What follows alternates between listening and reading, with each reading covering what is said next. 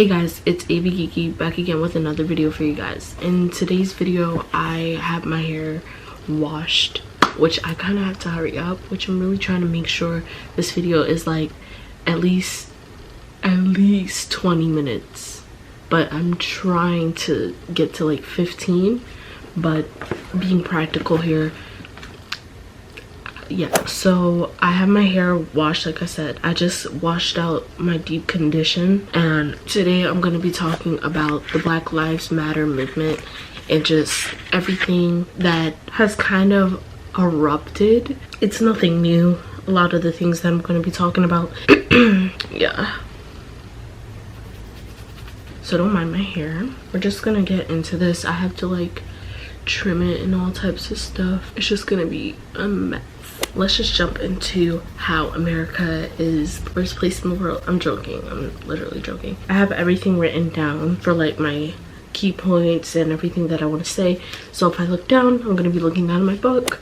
Black Lives Matter is not a trend. I feel like a lot of people have just taken this whole movement for a joke and think it's something that's only temporary, when in fact it is not. It has been happening for a very long time, very long time, with people being oppressed. And when I mean oppressed, when I talk about oppression in this, I want to give you guys the specific definition, because every time I watched a video, I kept hearing, every time I watched someone a video of someone talking on the Black Lives Matter movement or anything pertaining to what has happened in the last 3 months, they would always say oppression, oppressor, oppressing, and it would get a little like, okay, let me actually look at this definition so I can ensure that these people know what they're talking about.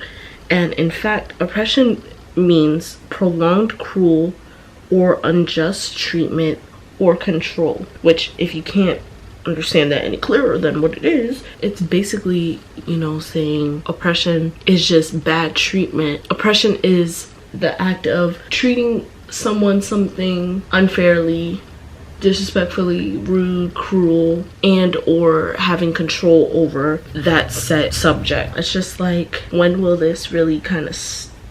I don't know. I mean, it's kind of annoying at this point. It's never been not annoying. And I don't know. I wanted to first start off and say George Floyd was not the beginning. This has been happening for many years. And from Trayvon Martin, when I was like, what, I don't know, 12, maybe 10, that's like kind of when it all kind of spurred up for me, of realizing what this world, what this country, what people are like. And you know, it's sad, because you can't, it's like, why is it like this? Why are we living in a time where we have to all defend ourselves because of our race, or we have to feel in fear because of our race? So like I said, I'm going to be looking at my notebook, because I'm going to keep forgetting what I'm trying to say and lose my chain of thought. George Floyd was not the first. Many just realized Black lives are treated unfairly once the video of George Floyd came out, which I don't know if I could say I'm not surprised, or no, I can say I'm not surprised, because the media controls what can be put up, what can be seen, what can be popped up on feeds, and society just runs with it pretty much. I'm trying to see if I could cut this. I'm trying to talk and do my hair at the same time, but I don't even need to cut this. Yes, so once the video of George Floyd came out, even Ahmaud, I forgot his last name, I'm sorry, but that he was that kid that was running, and the two white men like shot him down, basically chased him down, took it upon themselves to chase him down and kill him. And I remember when I saw that, I was just like, it's crazy how desensitized society, my generation, is. Because when I saw that video, before it kind of blew up, which it took a couple months for that video to blow up, because I saw it in like, what, May? Come to find out, it happened all the way in like February. And I was like, what? Nobody was talking about this. Nobody was protesting then. And I'm not saying like, oh, It's a bad thing that they are protesting now and weren't before, but it's crazy how everything's just starting to happen now. It doesn't make sense how people kind of hop on the bandwagon and try to take it for a game.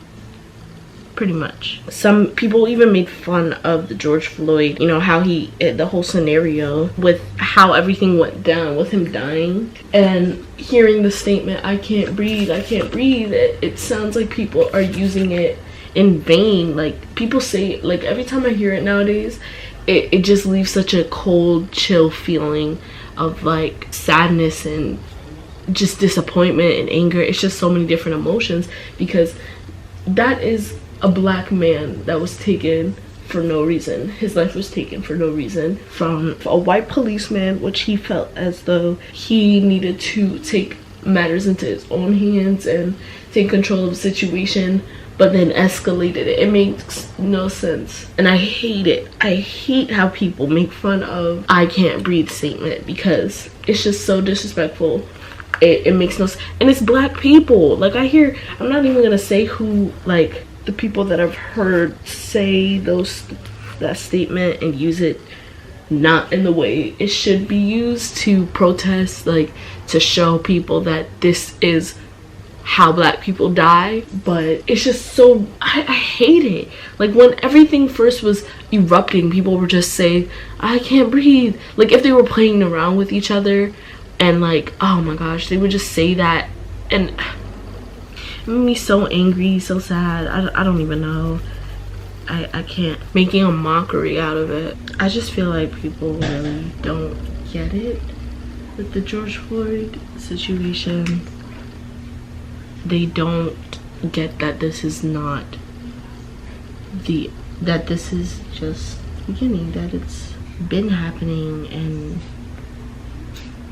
I don't know. My next topic was begging for attention.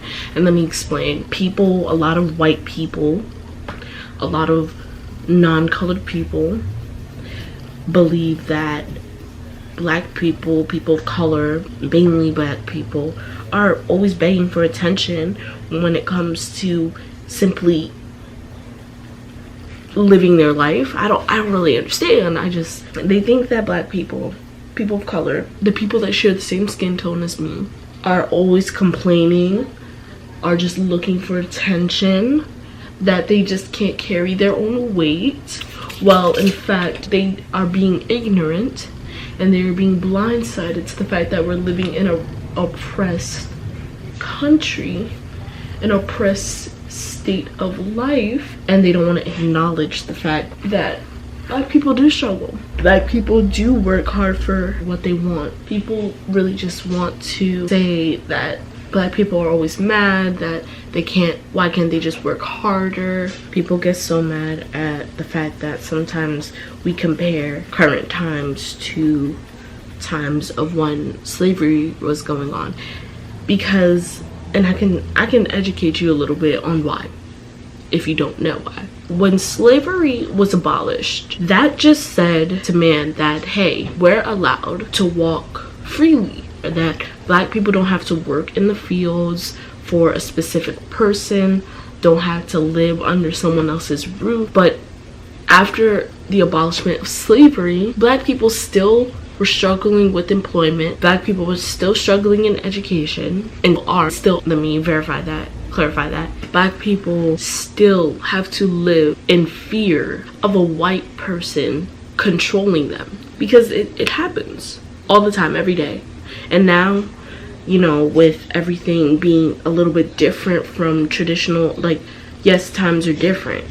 The time era is completely different. Fashion is different. Music is different. Style is different. But human racism is still the same. It has never changed.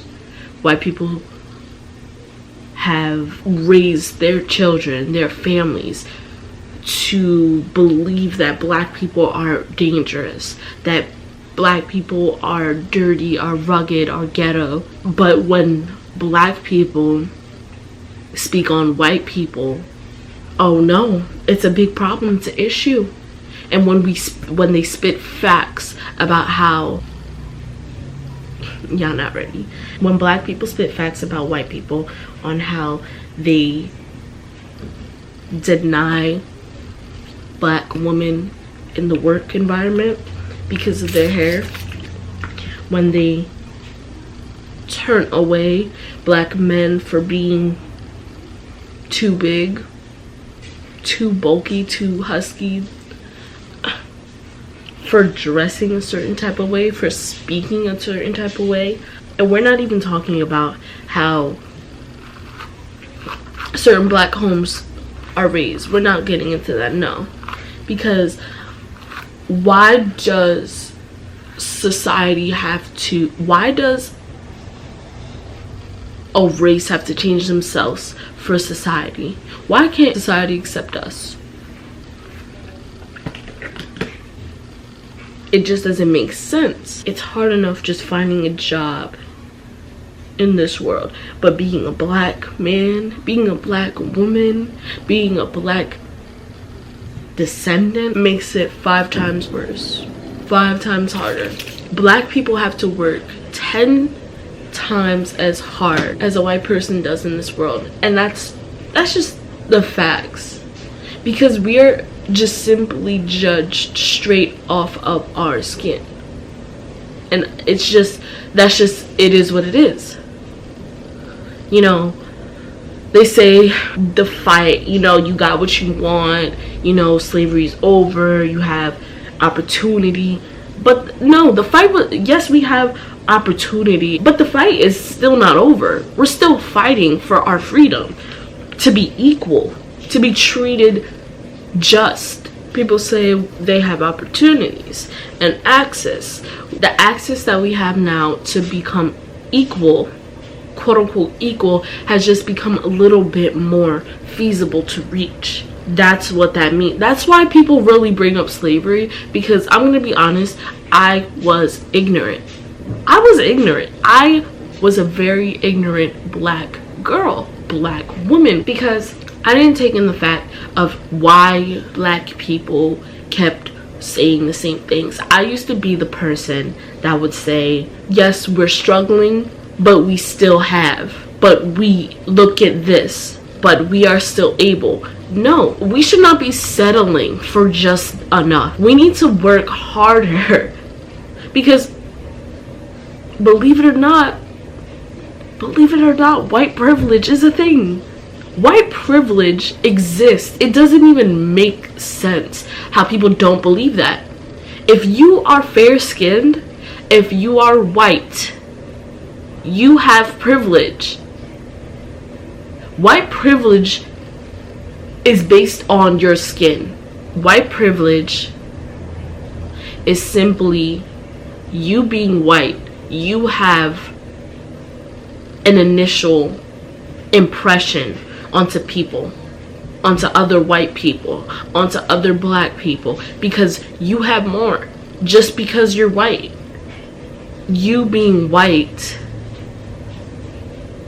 allows you more job opportunities, allows you a higher education, allows you good judgment from interviews, from a crowd. But if you're black, if you speak just a little bit southern, just a little bit different, you're simply judged off the bat and believed to be stupid, to be illiterate, to be uneducated, because you are black. Why do white people feel afraid? You see, I never got that. The police officers involved in all of these events with Breonna Taylor, with Ahmaud, with George Floyd, with Trayvon Martin, let's bring it back. And let's not even talk about the popular names we know. There are more black people that are not getting enough recognition. And it's just crazy how people really, it took so long. Like, I don't know, white families are not educating their kids. No, they're not, because it's a generational thing. You know, black families have to tell their kids to look out for the cops. I don't think many people know that. Many non-colored, non-black people know that. They have to tell their kids how to walk through working with a cop because they're black.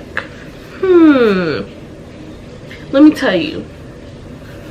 Any of you guys were on my Instagram a couple weeks ago about that kid I saw at the beach, and he was in the car and he was getting reprimanded, and then he started getting rowdy. I'm not gonna lie, sometimes black people get out of hand.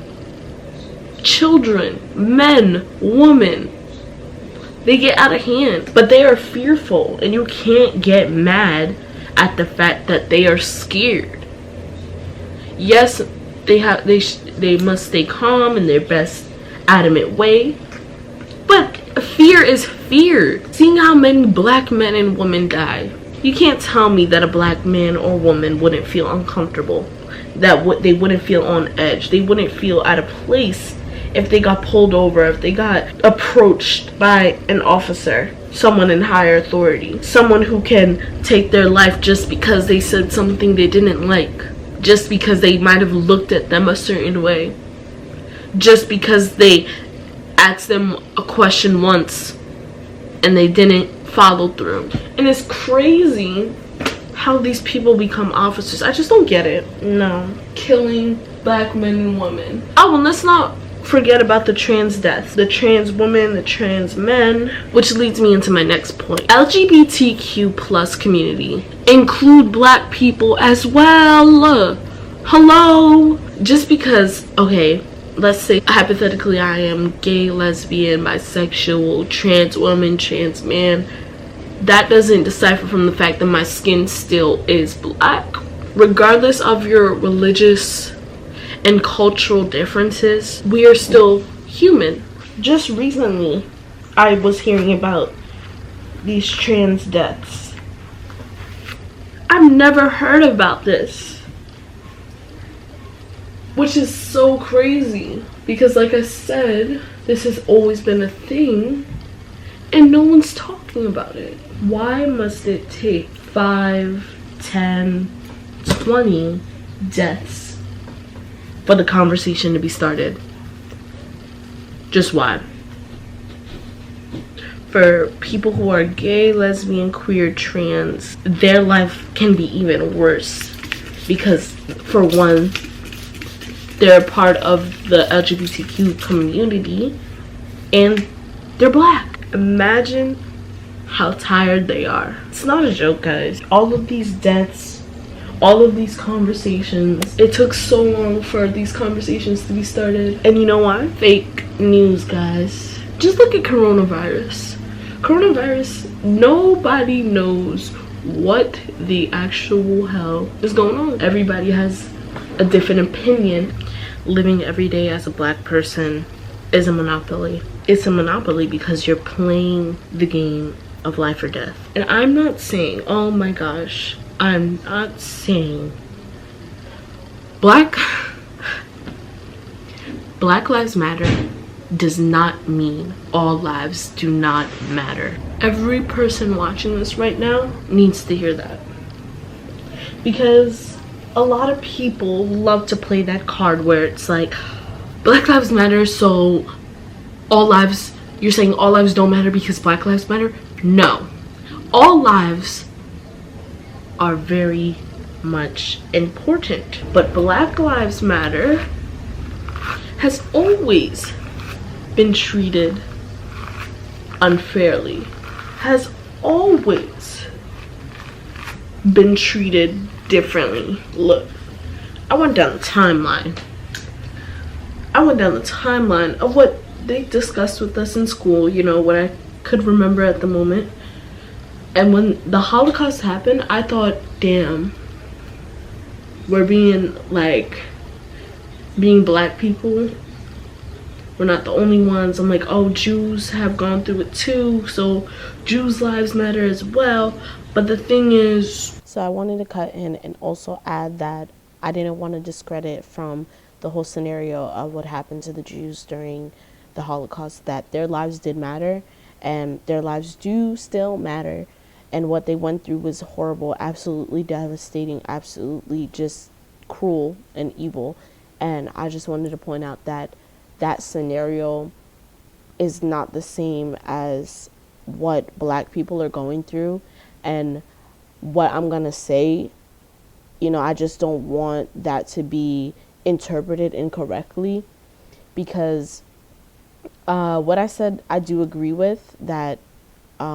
You're gonna hear, but the Jews still suffered, and they still, matter, and their lives were treated so disrespectfully, so unfairly, versus the Black people are still like kind of going through something that is nothing compared to what the Jews went through. And I just wanted to point that out, and not like make it seem like I'm demeaning Jews for what they went through, or like they just experienced that horrible time.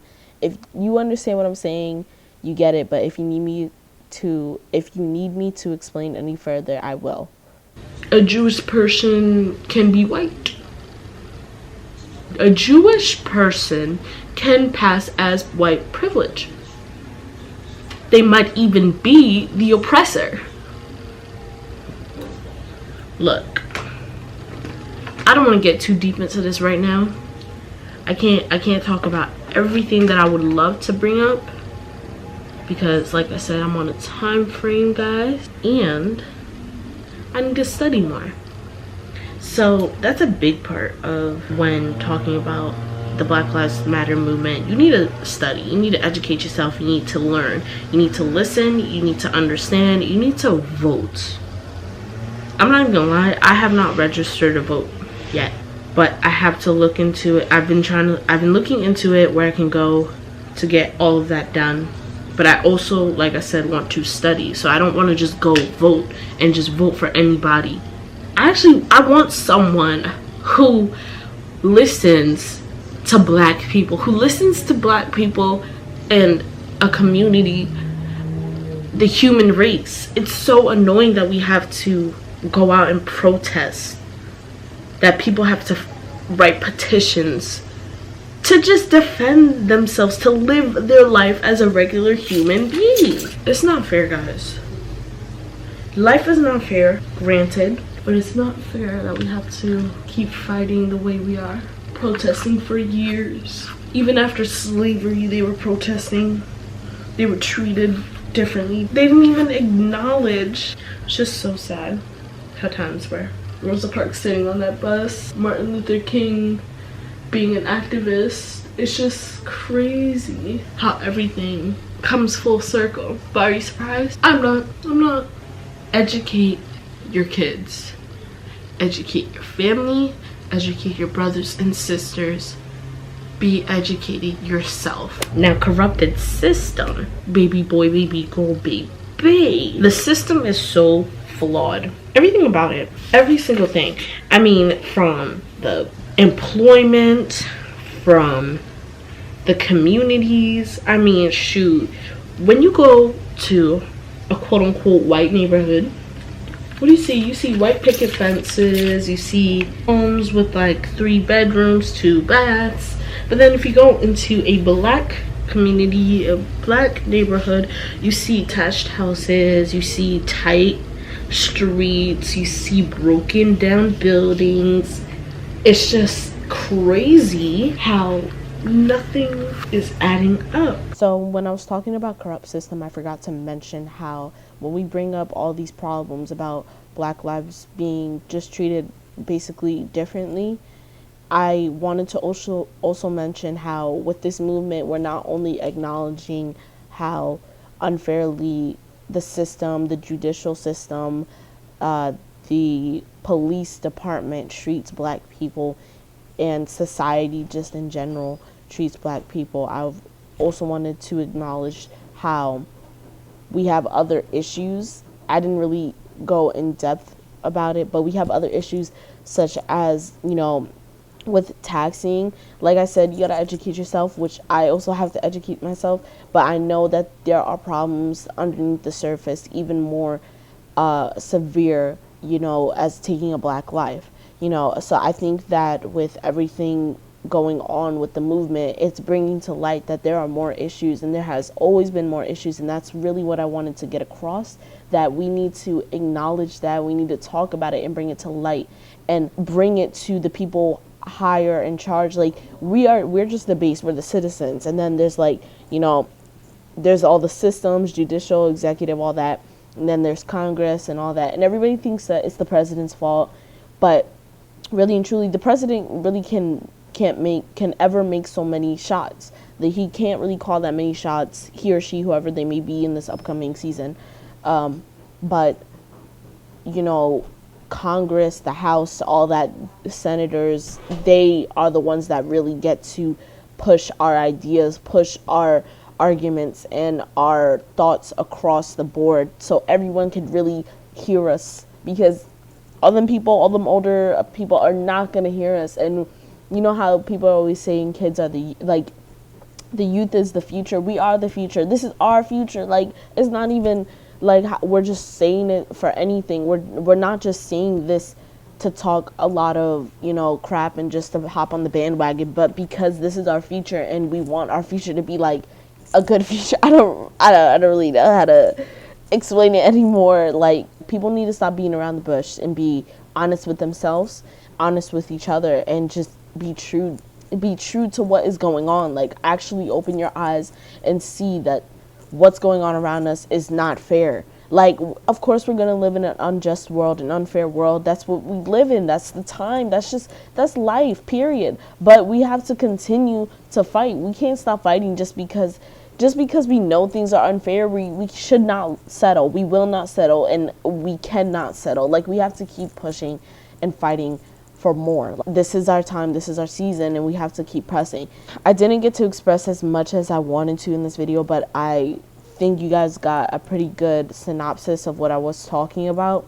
I will be making future videos on this topic, on these conversations, and just more commentary videos, because this is the life we are living in and we need to speak on it. Like, there's no repeats. This is why live our lives in a settlement. We have to keep fighting. We have to keep talking about this, guys. It's not over. It won't be over for a long time. Don't stay silent. Please keep fighting, keep working, do what you gotta do, guys. All right, I'm surprised I got through like a lot of what I wanted to. All right, thank you guys so much for watching. I'll see you guys in the next one. Keep the conversation going.